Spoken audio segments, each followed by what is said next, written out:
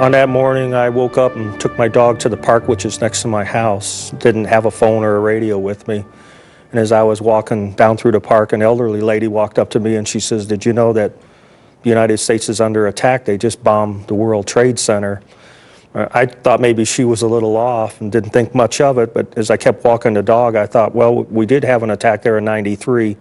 It's possible. So I ran back to the house, and when I got to the house, it was about 15 minutes before the Trade Center came down, the first one.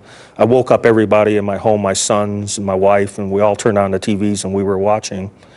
When they mentioned that we were under attack at the other places, because of my position with the city, I knew I needed to get to headquarters right away. I'm the spokesperson for the fire department, and also I warned the community in the event of an emergency.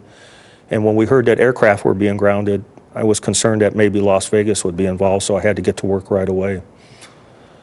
Once I got there, most of the city staff was out of town. They were actually in Washington, so there was just a skeleton crew.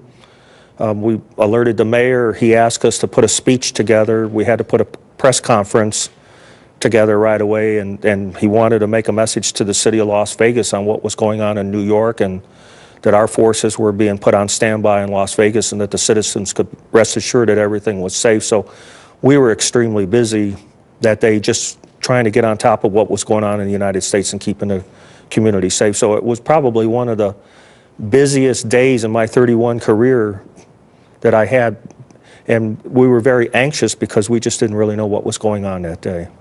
You know, I've been a firefighter for 41 years. I think the thing that I thought the most about was the 343 firefighters and the fire stations and that died at the World Trade Center that day. It was shift change.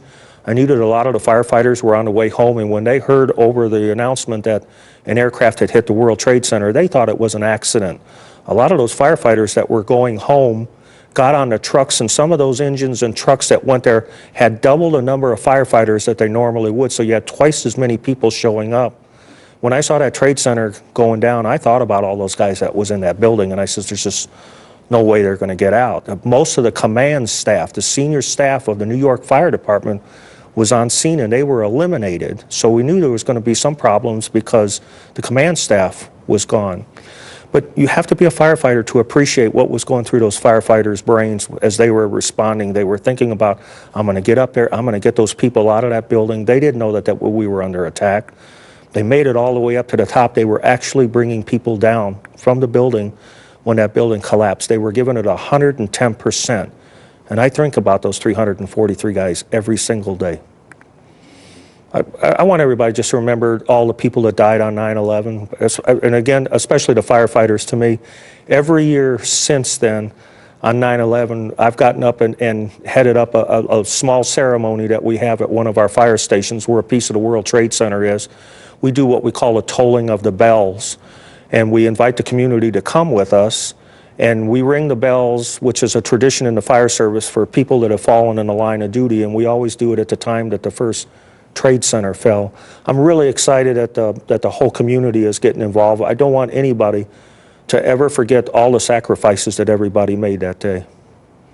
You know, one thing that I did, so I will never forget those 343 firefighters, is I had the luxury of getting to change my helmet.